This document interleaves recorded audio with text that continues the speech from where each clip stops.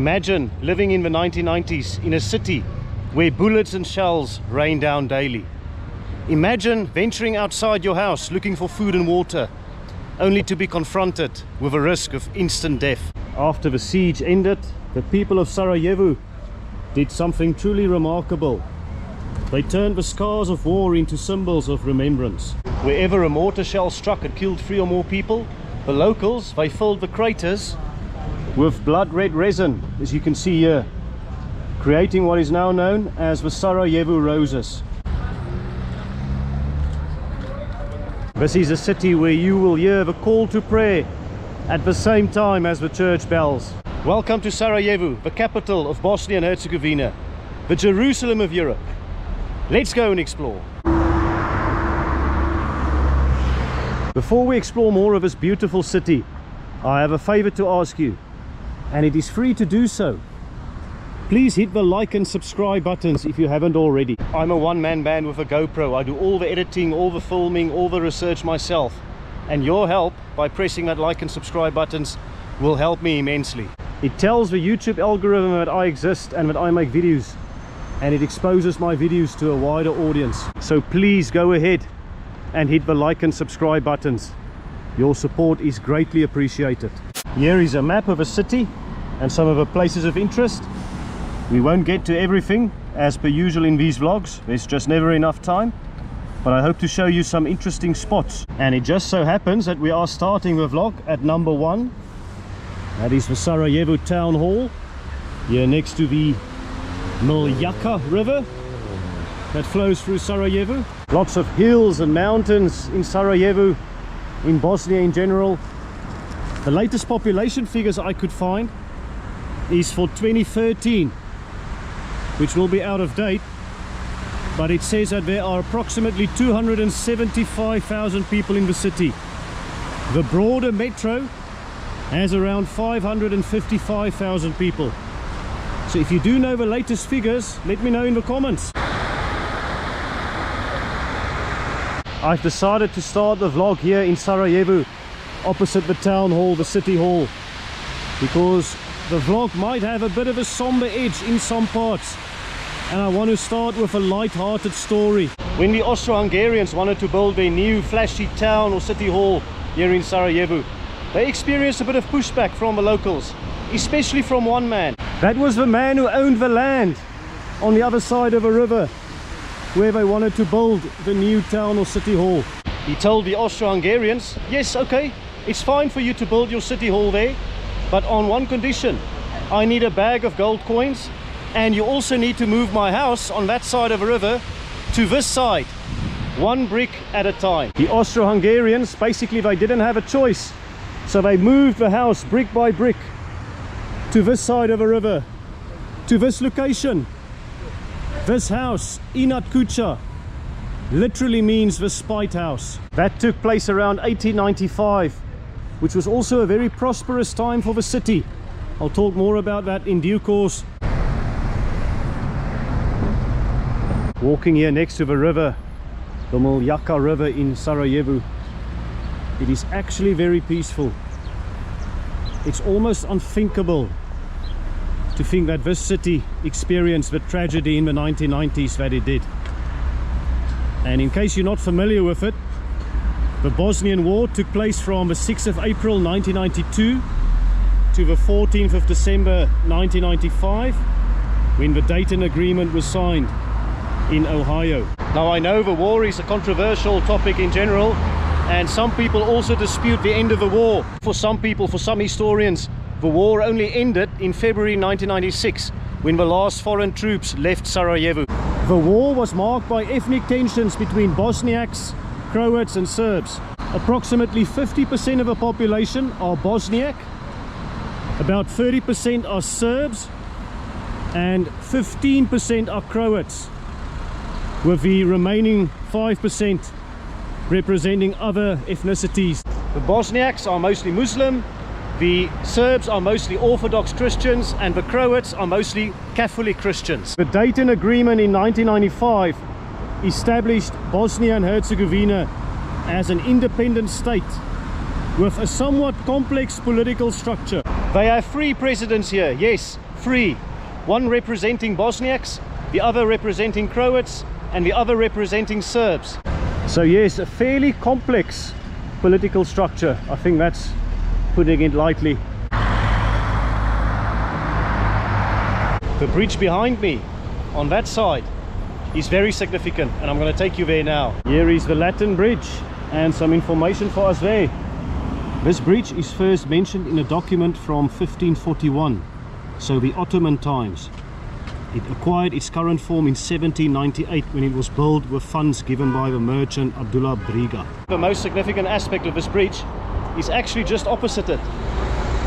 And there's a memorial stone there. And it's got something to do with World War I. You can see here, there's some shoe impressions and a description. From this place, on the 28th of June 1914, Gavrilo Princip assassinated the heir to the Austro-Hungarian throne, Franz Ferdinand, and his wife Sophia. And that assassination basically triggered World War I. Those are some scenes from the day. There's the car in which Franz Ferdinand and Sophia were traveling in. I believe there was a door here for a restaurant where Princip was coming out of, and basically stood there and he fired the shot. Here's a monument as well to the victims of the Sarajevo assassination. Archduke Franz Ferdinand, heir to the Austro-Hungarian throne, and his wife Sophie, Duchess of Hohenberg. And that was unveiled here on the 28th of June 1917 and removed in February 1919. The list is not exhaustive, but some of the rulers of Bosnia and Sarajevo over the years include the Ottomans, the Austro-Hungarians, and of course Yugoslavia under Tito. And we are now in the old Ottoman part. The Ottomans, they were in town in this part of the world in the 15th century. This is my second visit to Sarajevo. I was here in 2018 and I absolutely loved it here. So I decided to come back. And in general, I do love the Balkans. I started my YouTube channel there in Albania. So I've got a little bit of a connection to this part of the world. Of course, lots of fridge magnets for sale. Here you can see Josip Broz Tito, the former leader of Yugoslavia. And of course, Sarajevo is also an Olympic city. They hosted the Winter Olympics in 1984. This does feel a little bit like mini Istanbul. You can see with the Ottoman architecture, the coffee culture.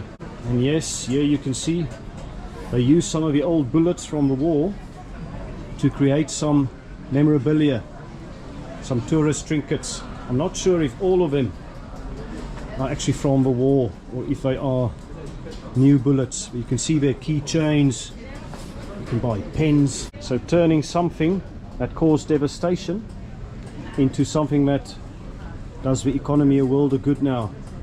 Tourist trinkets. The Ottomans, they ruled Sarajevo from the mid-15th century until around 1878 when the Austro-Hungarians moved into town. That was following the Treaty of Berlin. However, it was still officially part of the Ottoman Empire until 1908 when Austro-Hungary formally annexed Bosnia and Herzegovina. And Sarajevo, of course, has the nickname the Jerusalem of Europe because so many religions live here with each other in a peaceful manner. Muslims, Orthodox Christians, Catholic Christians, and also Jews. These bazaar style markets very popular in the country. If you like Istanbul, the Grand Bazaar, you will also like Sarajevo. Very similar feel. Bosnia renowned for its copper, and I've been told especially the combination of wood and copper. That is very popular in this part of the world. Sarajevo, incredibly proud of their crafts, and they've even got some information for us and in English. You can read there more about the significance of copper. The craft of copper working is known to have come to Bosnia and Herzegovina with the Ottomans. There was no tradition of working copper in pre-Ottoman Bosnia. And over there as well, the Goldsmiths Guild, also artisans and tailors. So Sarajevo as a city of guilds, of crafts. Yeah, it looks like a fairly relaxing day here in Sarajevo. People outside enjoying the sunshine. It's about 12 degrees Celsius.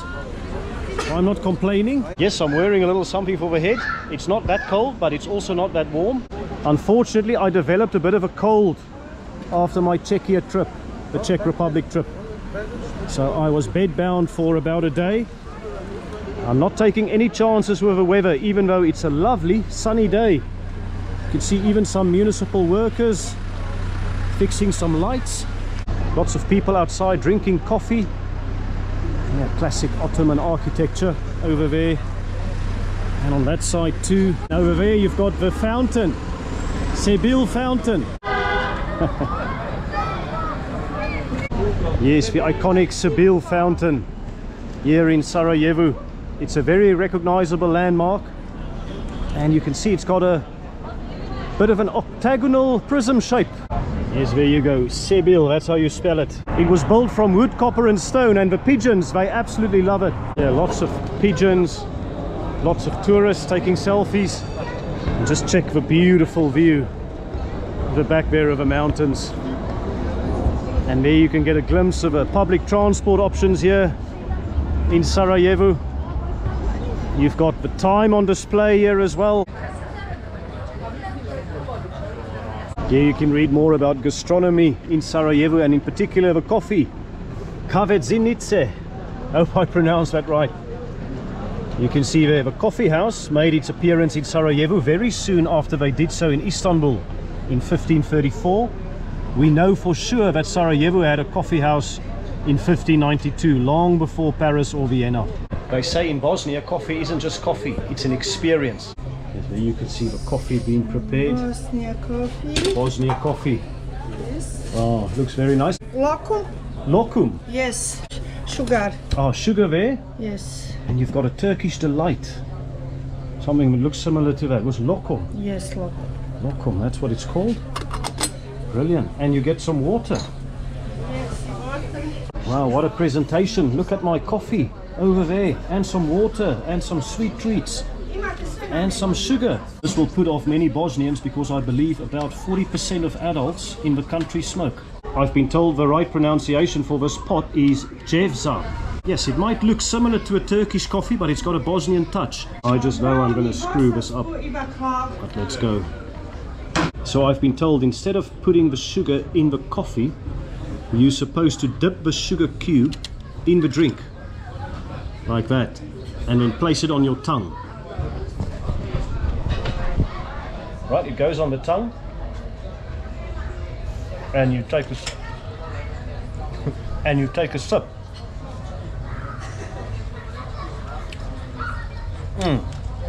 Yo, that was strange. Maybe I took too much sugar, but actually that combination of the bitterness and the sweet, it kind of works. You've got a glass of water to cleanse the palate, and then you also have another sweet treat here, a rahat lokum, or a Turkish delight. Coffee in Bosnia is not just about the caffeine, it's about culture and connection. People will often spend a lot of time drinking coffee, and they take their time doing it. They'll bond and connect with others. The Bosnians, they will tell you to enjoy your coffee. Take your time and don't rush. Right, I think I'm getting better at this. So let's fill it up. You've got the porcelain cup inside the metal, but you're not supposed to take out the cup of the metal. You grip it with the metal like that when you drink it. So yeah, let's go again.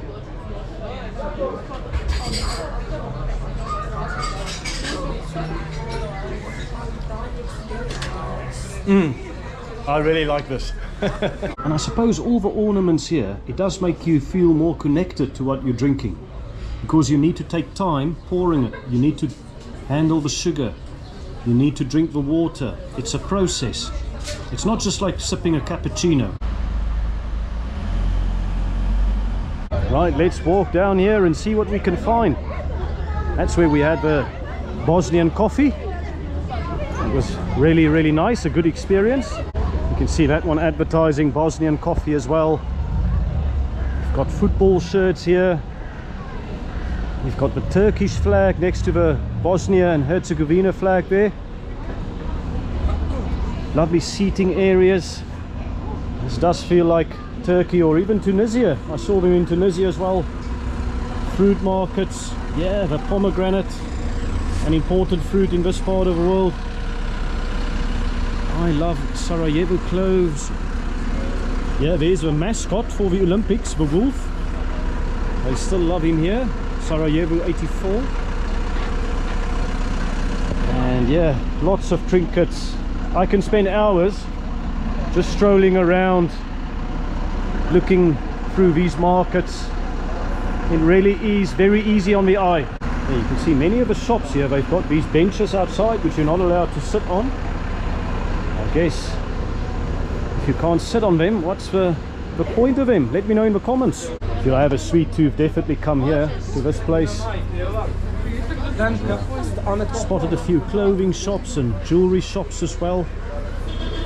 A lot of coffee shops, a lot of restaurants here in the city. Interestingly, dogs are not allowed in many places because in Muslim countries the dog is not seen as the cleanest animal. Some more sweet stuff here for us. You can see the locum, a lot of nut-based treats as well. Look at the pistachio, I think at the bottom there. There are a few tourist information offices across the city as well, including this one. Yeah, very interesting architecture as well. Ottoman style. Bookshops. And yeah, ashtrays. I mentioned 40% of Bosnians smoke, so you will sell a lot of ashtrays in this country. And we've got some food here, Bosnian food. What have we got here? I guess you have your Western style options, pizza, but you also have cevapi and cevatisi. Sarajevo has a certain edge, a relaxing edge that is. People are just so chilled and relaxed. It's almost unthinkable that you have a lot of political difficulties in this part of the world. It really is a wonderful experience walking down here. And what I also like about the city is they've got a lot of information about specific streets. You can see there Ulika Dulagina, this particular street laid out in the 16th century as part of Gazi Husrev-beg Mahala, the neighborhood, and was named after Mustafa Dul, a tenant at Gazi Husrev-beg Han, the guest house. There you go. So the local history, well documented here in Sarajevo. And yes, people, they are very fashionable in the city as well, I've noticed. I guess that is the Turkish bit that they've copied from the Ottomans. You can see their beautiful shoes and jackets and coats. Yes, I'll reiterate again, it's a wonderful experience walking here. So peaceful and tranquil. And here, I believe, is the most important mosque in Sarajevo. It's called Gazi Husrev-beg's Mosque. And of course, because it's a mosque, there is a dress code. And here we go. Also going to try to be respectful, so I'm not going to talk too loudly. Again, look there, no dogs allowed. And no embracing of your loved one. No shouting, no eating.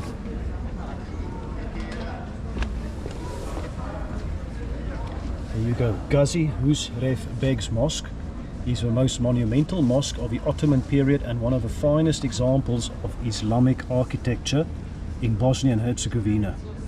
The mosque was built by Gazi Husrev-beg and designed by Ajam Azir Ali, who was the chief architect in the Ottoman Empire at that time. Aside, more things for sale, scriptures and signs, literature, and you can even buy a fez. I've been told this was the first mosque in the world that had electricity, a gift by the Austro-Hungarians. And in fact, there's a funny story behind this, and also behind the first electric tram. So Bosnia, the first city in Europe to have electric trams.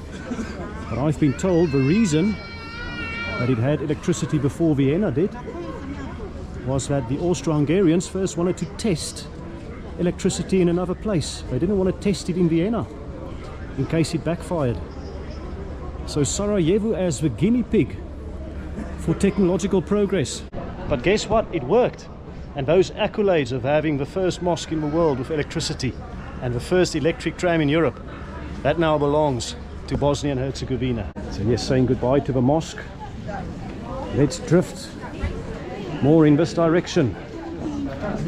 Let's see what we can find. More beautiful jewelry, more souvenirs, lots of fridge magnets about the flag. You can see the fountain, and yes, the Olympics. Regarding the Olympics, it was such a big event in this part of the world. Such an historic moment for Bosnia to host an Olympics. There was a lot of optimism in Bosnia at that time. People felt like they were at the center of the world, that the focus was on them for a change. A local person told me that they first drank Coke out of a can during the 1984 Olympics. Previously they could only drink it out of glass bottles, but they had the privilege of drinking it out of a can when the Olympics was here. And here next to the mosque you have more architecture associated with Gazi Husrev-beg. We've got the Vakuf, if that's the right pronunciation. So you've got the library, which is on that side, looks fairly modern. Yeah, here's another museum, but it looks like it's paid to get in. Yeah, there you go. Looks like 10 Bosnian marks, the currency they use here. So I think we will do the free stuff instead, because there is a lot to explore in the city. It's free to just walk around and browse. No dogs allowed. I understand many people, they do have dogs, they're just not allowed in many places. So it's not like the Bosnians are anti-dog. It's just the architecture. Yeah, the Bosnians, they do dress well, don't you think? And people, they seem very relaxed. They walk slow, they take their time, they're not rushed. And yes, the water is good quality in the city. You can drink tap water. Here's another street, yeah, that was laid out in the first half of the 16th century. So the Ottomans, they built a lot of different types of architecture, of course, including shopping areas. So Sarajevo as a city of trade. And you can hear the call to prayer in the back. Bosnian handmaids, woodies. Is that a donkey carrying some wood? We've got Bezistan, a shopping mall from the 16th century.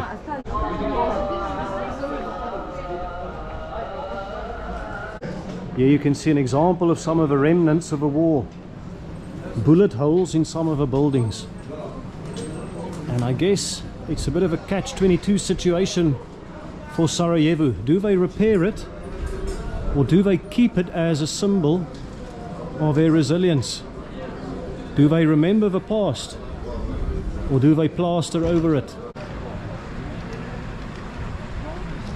We've got a street here, part of Sarajevo since the 16th century, and takes its name from the furriers who had workshops and stores where they would produce and sell items made from fur.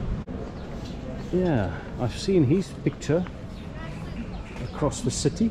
I believe he was killed at a football match, but I'm not sure for what, so let me know in the comments. And another street here. Origins of the street can be traced back to around 1530. A number of bookbinding shops associated with this area. And there we go. Different streets, different functions. Yes, Sarajevo, I really have to tip my hat to you. Wonderful that you communicate the history in the manner you do, keeping tourists and locals engaged. Whenever I watched the news in the 90s as a kid in South Africa, the news was about South Africa or Bosnia. When turning on the news in 1990 South Africa, it was like stepping into two worlds at once. You'd see Mandela walking free, the crumbling of apartheid, and a country trying to rebuild itself. And then in the same news bulletin, you would get the news on Bosnia and a different type of chaos. You saw buildings engulfed in flames, buildings collapsing under artillery fire, people running through the streets, just chaos everywhere. Streets lined with snipers. And even if you were too young to grasp the politics, you knew one thing: history was shifting, both at home and across the world. In South Africa, the future felt uncertain but hopeful. In Bosnia, I guess the hope was under the rubble, a different kind of reality. But they came through it, an incredibly resilient people.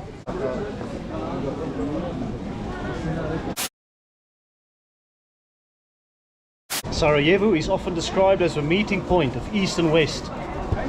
And I'm literally here at the place where they come together. You can see there, West in this direction, sorry, and you've got East in that direction.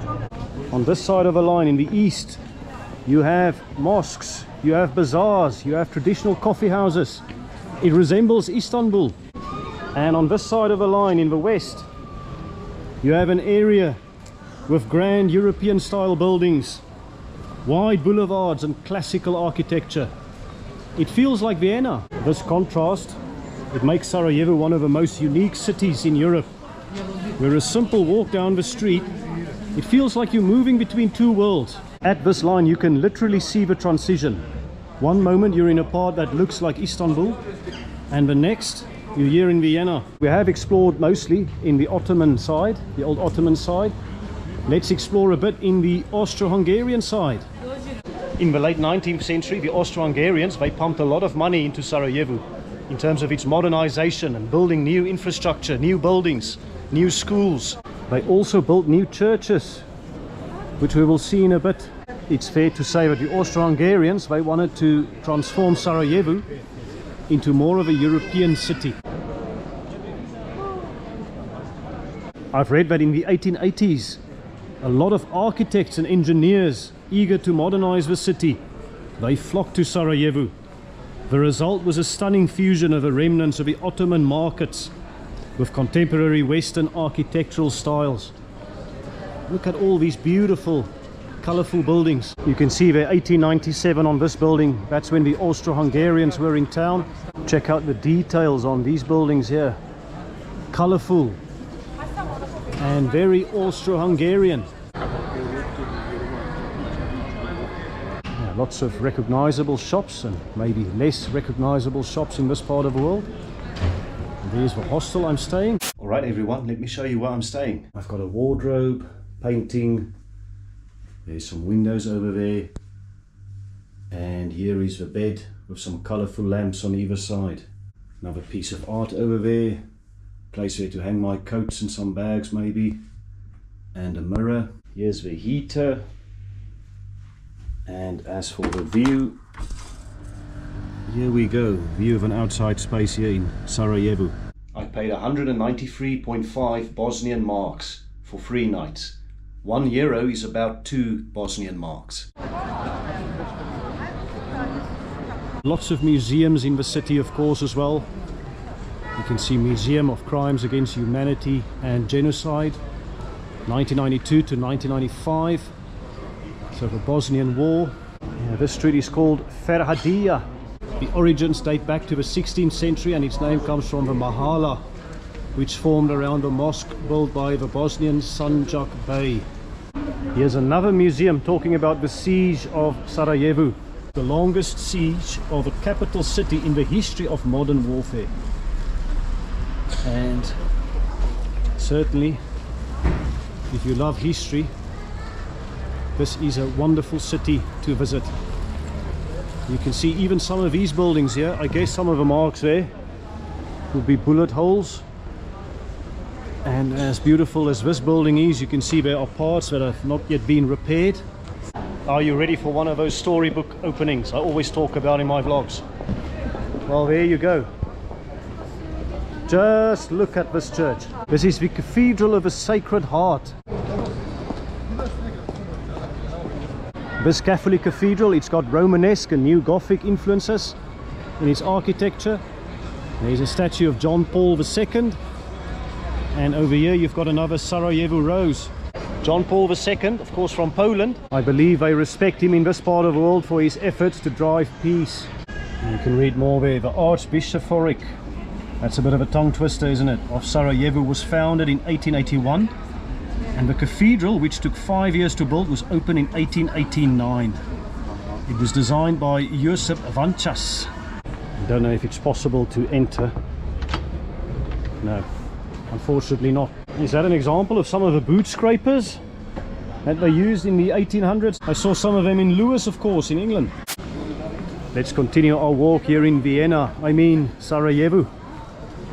See what we can find. Again, lots of people just going for a leisurely stroll. Listen to the church bells. We heard the call to prayer from a mosque in the other side of town. What have we got here? A park area? Ah yes, I seem to remember this from my previous visit. Very familiar shop names here in Sarajevo as well. Beautiful art. What have we got here? Something to do with 1962 September. Anyways, let's check out more of a park area here. Nice place to come and relax. A beautiful green space. Yes, they seem to love these statues as well, the busts. Here in Bosnia, in Sarajevo. And on that side as well. There's the Orthodox church, we'll get to in a bit. Yeah, just showing you some of the modern games that people play here in the city. Chess matches. There you go, something to do with 1977. Interesting statue here. Yeah, someone reaching for the sky and controlling some birds. Yeah, Sarajevo, I could see the date there, 14th of July 1997. Something to do here with police, 1992. Could this be all the police officers who perished in the 90s? You can see there, 95, 92. And I can also see a 63 there, so I'm not too sure. Yeah, the Dogs Trust, a charity in the UK. Looks like they're involved here. Maybe that's why we don't have as many stray dogs anymore. This is the largest Serbian Orthodox church in Sarajevo. It is the Cathedral Church of the Nativity of the Theotokos. Yeah, here we go.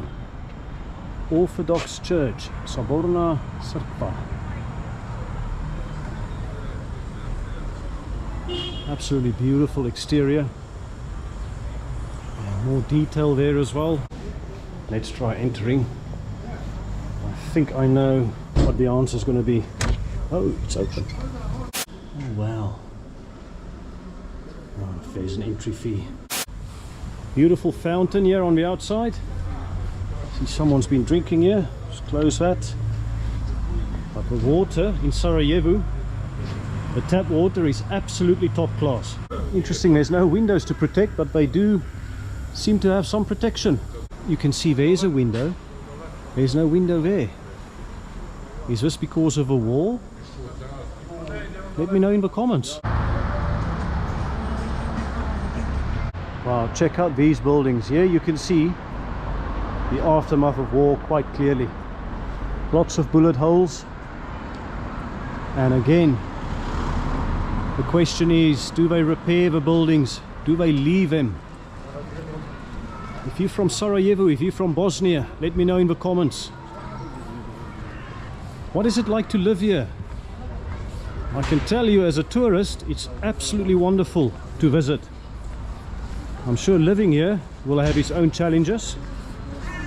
You've obviously got a very emotional recent history. Look, there's some old architecture and some modern franchises combining.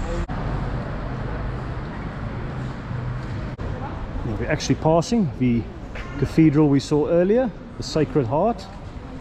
And we're walking here in an area with lots of bars, restaurants. You can see there, hotels, central.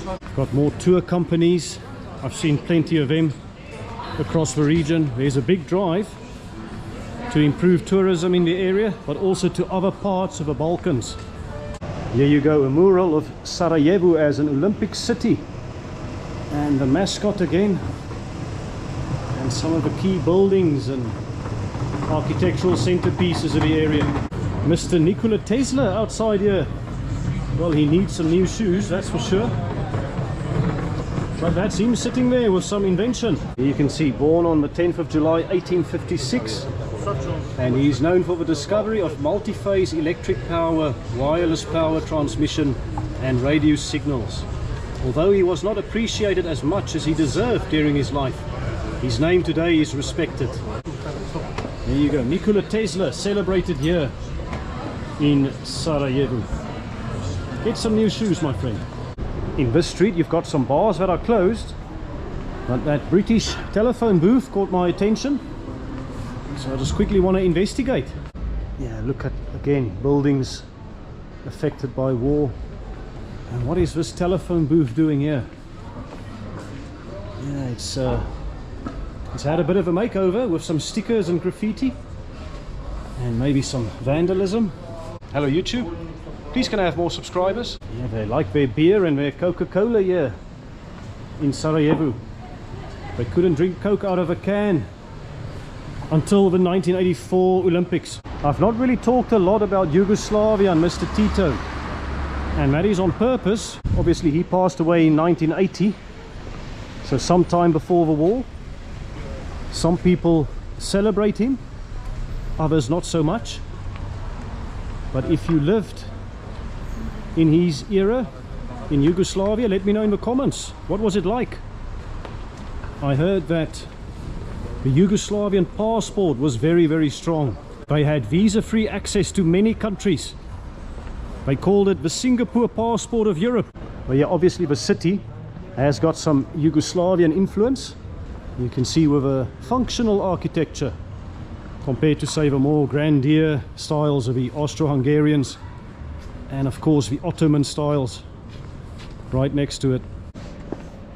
This is the back of a Bezistan building we saw earlier, the mall, the Ottoman mall, so to speak. Yeah, you go. Let's have a look. Let's have a quick walk through.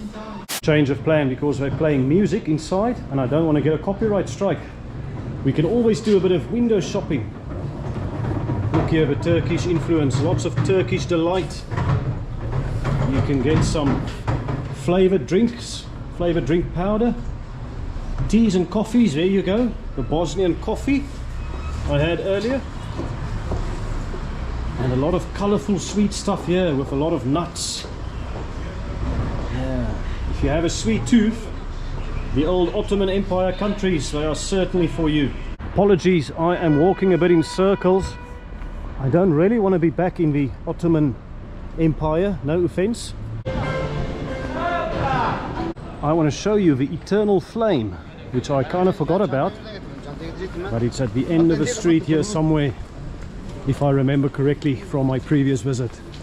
Yeah, again, the pomegranate, very important fruit in this part of the world and in the old Ottoman Empire. Of course, Coca-Cola, a very important drink in modern day Sarajevo as well. And yeah, look at this. Is this some sort of theater? I'm not sure. Very classical design. Yeah, it looks like a UNESCO building as well. Something to do with culture. Let me know in the comments if you know. Another Sarajevo Rose. Here you've got the flag of Bosnia and Herzegovina displayed liberally. They are very proud people, very patriotic. You can see their mulled wine. That is certainly an Austrian or a German influence here in Sarajevo. And yeah, beautiful balconies and all buildings with interesting detail. Just notice how much wider the walking areas are on this side of town, because that is the European way. The Ottomans, they loved their little alleys where you could browse and a little bit more of an intimate feel perhaps. Anyways, yes, this is where I remember it, the eternal flame.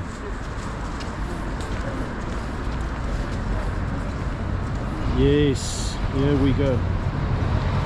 I believe it only stopped burning during the siege of Sarajevo.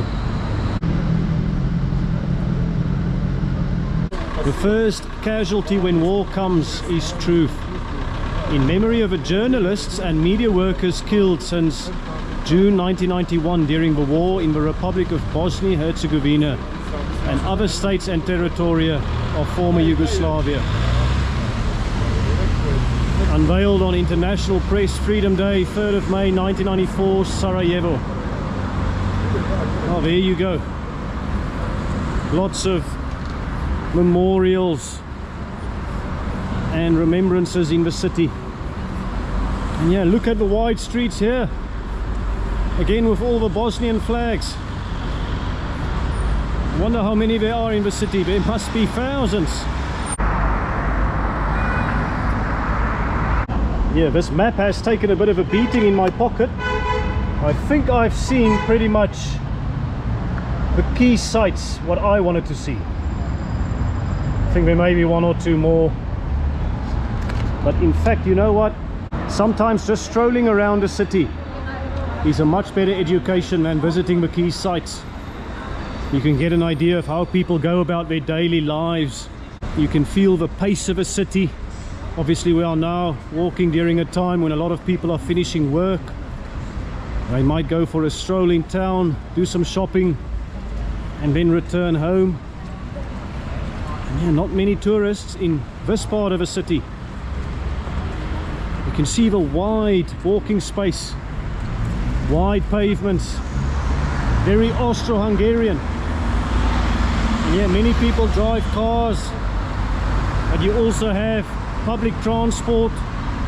You can see over there the yellow tram. The people of Sarajevo, they are very proud of their public transport. Gosh, that sounded like a South African taxi. Look, they're all waiting for public transport.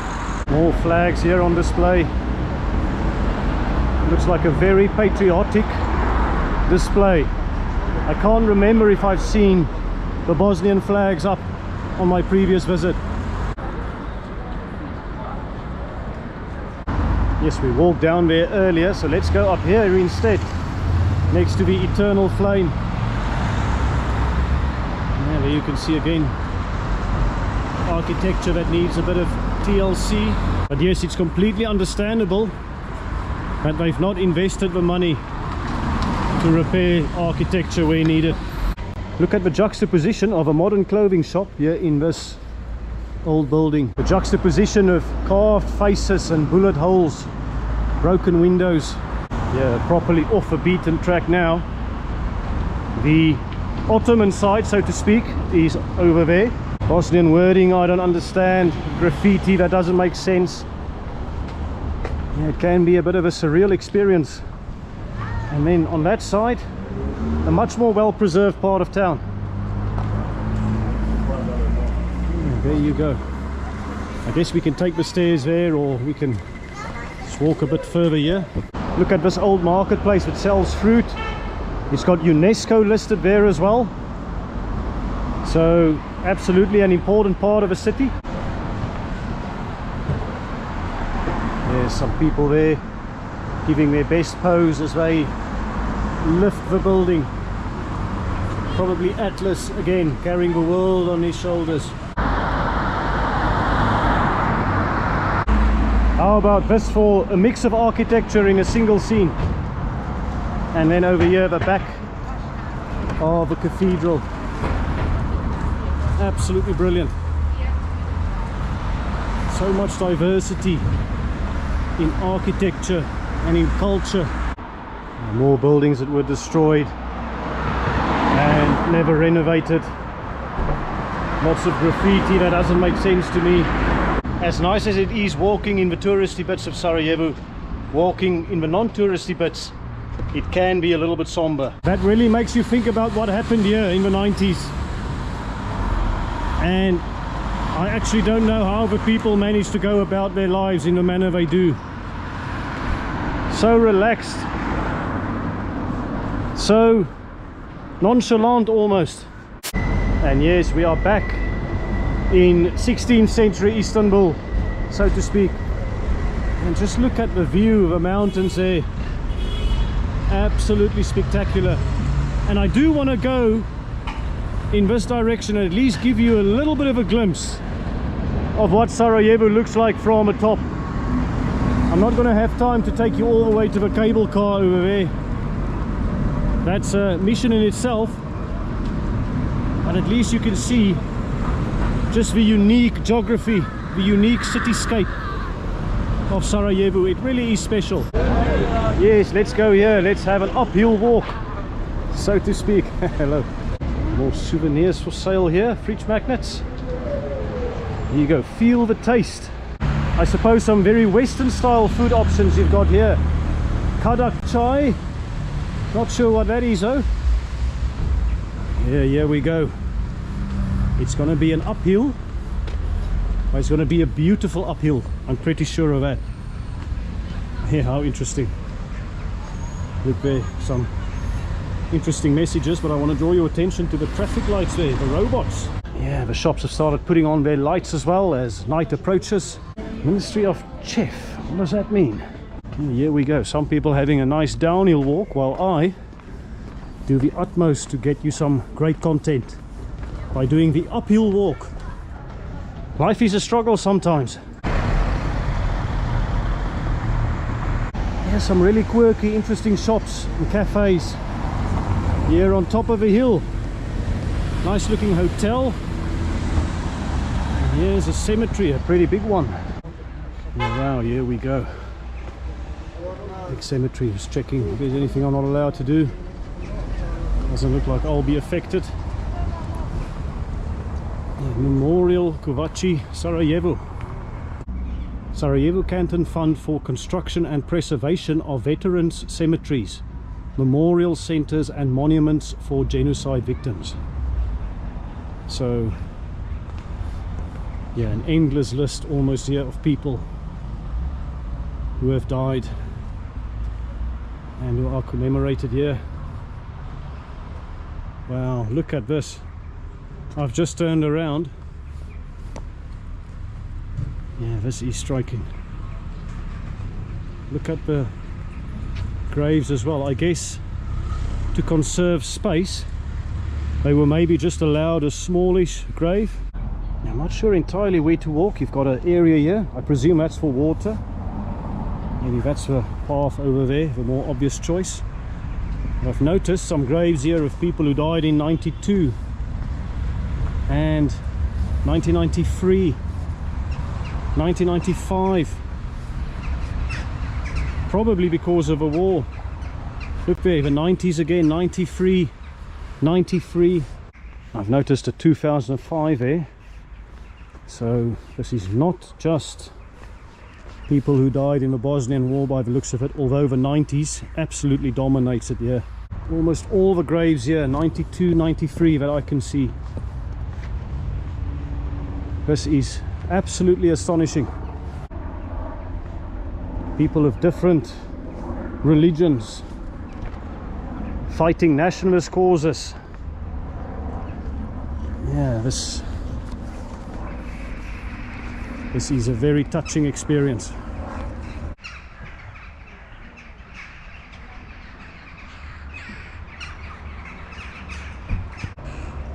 The sound of a helicopter and the birds, it adds to the unique atmosphere here. It really is touching walking here.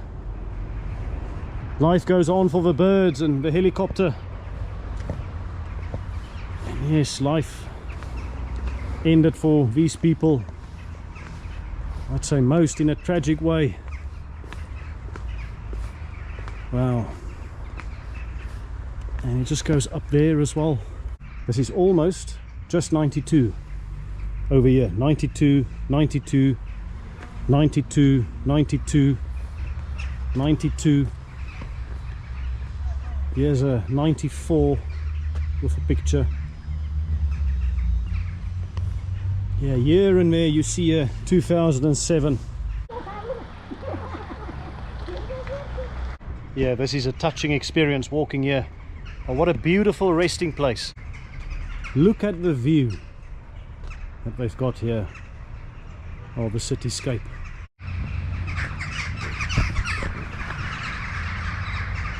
I see you can go even further up the top. Shall we do that before the sun sets? I think so. Let's go.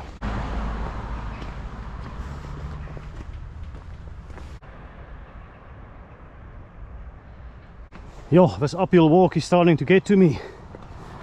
I've heard a Bosnian saying that these stones here are supposed to massage your feet when you walk up the hill or in town. I'll tell you what, they're massaging my lungs at the moment. But hey, all in the name of good content and a great sunset and a great view.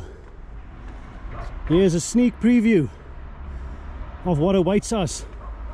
You can see skyscrapers as well, the CBD of Sarajevo in the background. Yeah, there's a lookout point for us there. Not too far to go. And judging by the way people sit there, they're not going anywhere. They're loving it. Yeah, not sure if this is the Yellow Fortress in Sarajevo that I've heard so much about. You're almost there. Let's see what awaits us. Just catch a breath. Oh yes. Yeah, I was right, the Yellow Bastion. The Yellow Fortress is one of the fortifications that made up the defensive wall of the old town. Since its position on Žekovac Cliff, it's also known as Jekovac Fortress. Apologies if I butchered that pronunciation. After Eugene of Savoy sacked Sarajevo in 1697, it was shown that the little fortress, which was where the White Fortress is today, wasn't sufficient to defend the city from attack. So the Bosnian governor Gazi Ahmed Pasha Rustem Pasic Skopiljak, gosh, that's a tongue twister, commissioned work on fortifying Vratnik in 1729. And here you go, the Yellow Fortress was one of the bastions. I think I've definitely deserved this water break. Cheers to Sarajevo. And unlike dogs, cats, they've got the city to themselves. Even the best viewing points, at least this side of the river. I have to tell you, this is absolutely spectacular. It's not something I've done on my previous visit, so this is extra special. Yes, you're joining me for a nice view. Oh, you had enough. You can see the town hall, the city hall we saw at the start of the vlog. You can see several pieces of Ottoman architecture. Here's the CBD, Central Business District by the looks of it. Lots of residential buildings. Of course, the mountains. There's a tower on top there and more houses on the hill. Looks like people in Sarajevo, they love living on the hill. They love having a great view of the city. It's an absolute privilege to be back here in Bosnia, to experience the city that I love so much here, Sarajevo. I prefer to travel to places that have got a deep story to tell, that grips you to the core. And Sarajevo and the Balkans, they fall in that category. I feel so at home here. I feel so connected to it. Maybe it's because of that 90s thing, being a child in the 90s. All the things that happened in South Africa, all the things that happened in Bosnia. Of course, the scale of tragedy here in Bosnia, that is absolutely off the charts. You can't compare that to anything. But I have to say, I respect Bosnia immensely for the way they carry themselves in the 21st century, in 2025. Their approach to life, of taking things slow, taking things easy, to live amongst each other peacefully. Bosniaks, Serbs and Croats, they make it work against all odds. Alright everyone, this is also where I'm going to end the vlog. Please hit the like button and subscribe to the channel if you haven't already. For now, I just want to say again, thank you for watching my videos, and I'm going to see you in the next one. Cheers, take it easy. Actually, let's include a bonus feature. Let's go and eat something. I'm at a restaurant and I'm going to try some cevapi. Cevapi. I'm not sure how to pronounce it. It's cevapi, the same thing as this. But yeah, you can see there it comes with some meat and some diced onion in a nice bread. I'm going to have a 250 grams, so 10 pieces for 12 marks. Yeah, I've decided not to go for the kaimak, which is a cream. Keep it dry like I always do. By the way, here's the currency, the Bosnian mark. There's a 20. There's the back. There you go, the tsevapi, and a Coke comes to 15. And there it is. You can see the sausages. You can see the diced onion. And this piece of bread, I believe, is called somun. S-O-M-U-N. So it's a slightly chewy flatbread. Let's first try a piece of meat on its own. I'm South African, so I love my meat, and I'm a harsh critic.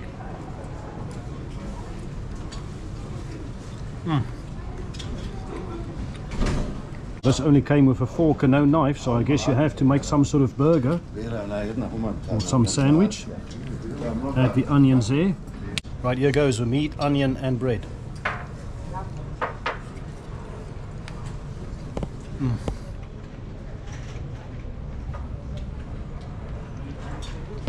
I absolutely love this. I've not added too much onion. Maybe if I add more, I'll enjoy it even more. In South Africa, we love our onion on the braaibroodjies. And this reminds me a little bit of it, without the cheese and tomato. Instead of cheese and tomato, you've got some meat. And sitting here, I also have a nice view of some fridge magnets and some key rings.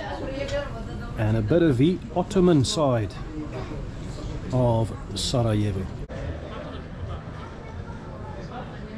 And I'm going to live the dream by having some pistachio baklava there with some ice cream.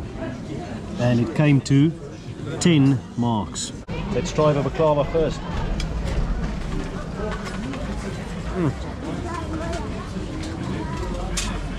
Absolutely beautiful. A liberal amount of chocolate, amazing stuff. The pistachio is mild, it's not overpowering. And the baklava is very nice and soft. I love it. Cheers to Sarajevo. Time for some ice cream. You can see there, nice and thick. Good quality ice cream. Doesn't get better than ice cream with some chocolate sauce, does it? Oh wait, it does, because you got some pistachio baklava. I've made a mess on purpose to show you the nuts in there. The baklava. Yeah, this is just what the doctor ordered after a long day of filming. Absolutely perfect. Alright everyone, now this is the end of the video.